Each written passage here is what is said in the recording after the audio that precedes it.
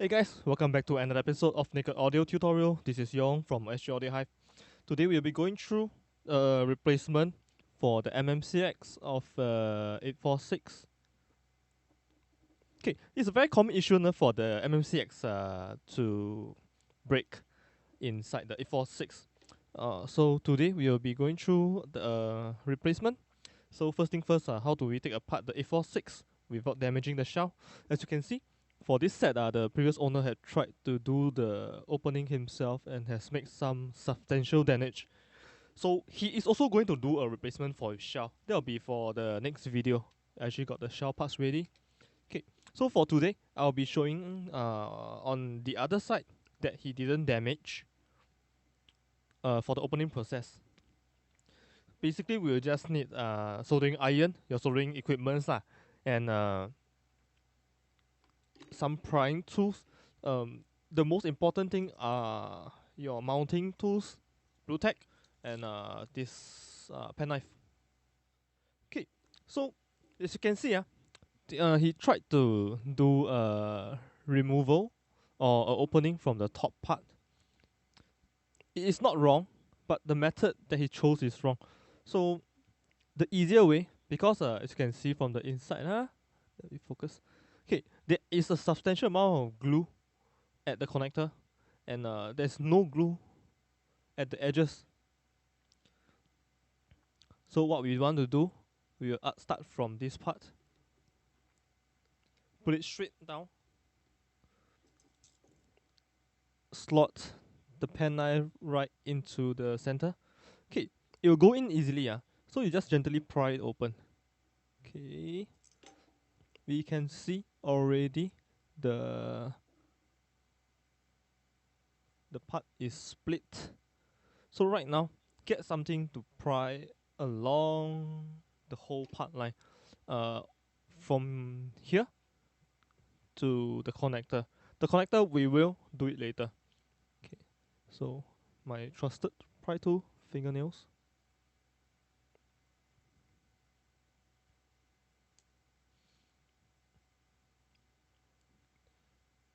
Okay, so the below is open, so we need to go to the front part.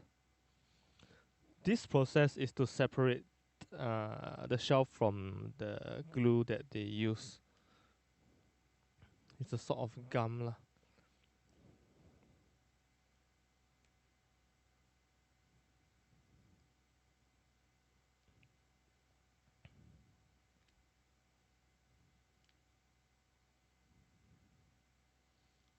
Okay, so we have separated the front and the bottom, so we are left with the connector.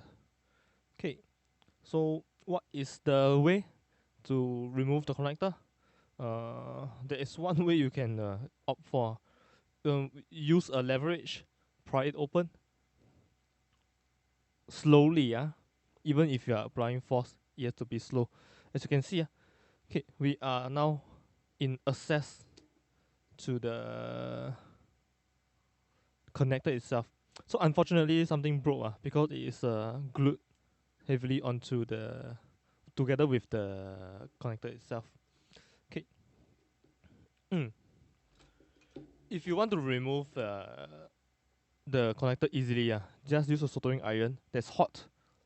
Let it sit on the connector for a while. This will melt the surrounding glue on it. And we will use a plier just to grab it out. It's going to be hot. Okay, no.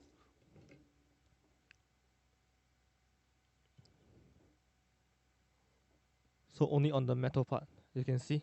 Once the glue melted, everything is easy to remove. Okay, we don't want to break the wires here, so we'll remove the thing as a whole, slowly. If you cannot get it to come out, use cutter, but try not to cut the wires. Okay, this is the faceplate. There is a remnant of glue that we need to remove entirely, because the new connector will not be able to fit into the the housing if the glue remains. So commonly there is a slot right here. I'm gonna point it to you. In the center of the connector, there is a slot here. Use a pen knife and cut out any glue that's inside. You have to remove everything fully. If not, the new connector will never fit. I'll just show you lah. Okay, so basically we can put the connector in, but it will not sit. Okay, it looks like it's in already, but at the top you see it's slanted because there is no space for it to go down. So we have to remove it fully.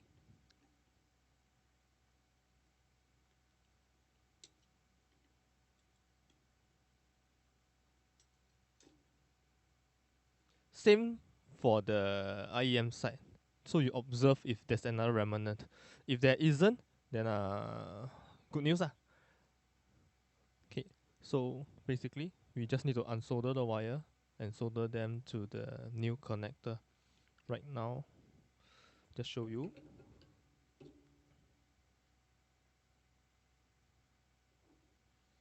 I can throw away already. Okay, so this is the new connector. Just tin it. Very simple,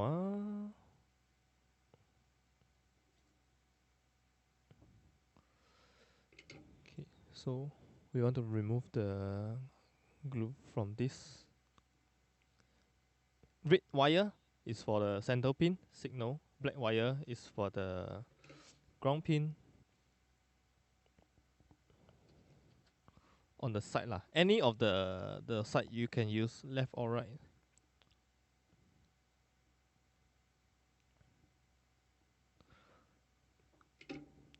Okay, so right now we just have to slot the connector back into the housing.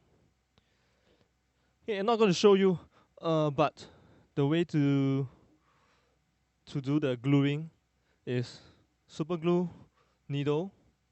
Let's show you the super glue. Super glue, needle, pour it on maybe a plastic surface. Use the needle, dip, and apply it along the sides. Okay, we'll just close it up for now because this is going for a reshell. Okay, so once it's glued, everything is good to go.